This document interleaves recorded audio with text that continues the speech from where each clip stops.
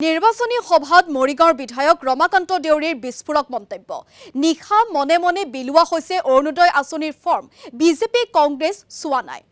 সকলো দুখীয়া লোকক দিয়া হৈছে অৰুণোদয় আঁচনিৰ সুবিধা তেওঁ লগতে কয় যে কংগ্ৰেছে গম পালেই লগাই দিব ইফালে ঘূৰি ফুৰিছে নিৰ্বাচন আয়োগৰ মানুহ অৱশ্যে ধৰা নপৰাকৈ কাম কৰাৰ বাবেহে আজি মুকলিকৈ কবলৈ সাহস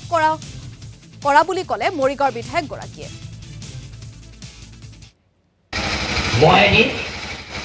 এই সভাতে আপোনালোকক কৈছিলোঁ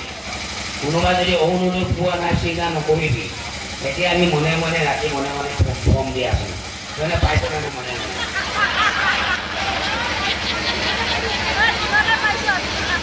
চব পাবি এতিয়া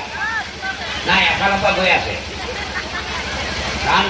কংগ্ৰেছে লগাই দিব বুলি আমিতো কংগ্ৰেছৰ চোৱা নাই যা এতিয়া মানুহ কংগ্ৰেছৰ চব পাব আমি এতিয়া মনে মনে কাম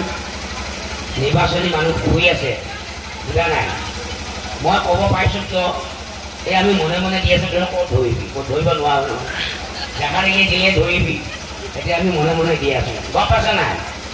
পাইছোঁ নে নাই অঁ আগত নেপাওঁতে চিঞৰি থাকক এতিয়া পাই মনে মনে আছে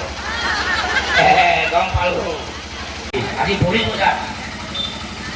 7,000 মানুহ হৈছে বলি বজাত 7,000 মানুহ একে গোটে কৈছে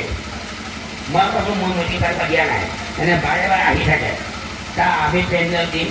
আমি খৰচ কৰিম আৰু আপুনি খালি প্ৰাৰ্থীক লৈ যাব লাগে মই চাবি নিম এইটো যদি ভোট নাপাওঁ তহঁতৰ কাণ কাটিম এনে কৈ দিছে তাৰ আমাৰ কাণ কাটি দিব এইবাৰ আমি ভোট দিমেই এইটোত অসমতে জন্মগ্ৰহণ কৰিছোঁ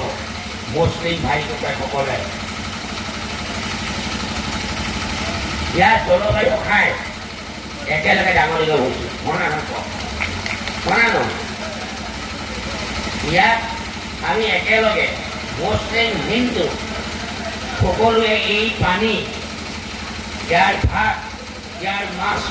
খাই আমি একেলগে ডাঙৰ দীঘল হৈছোঁ কৈছোঁ নাই কওক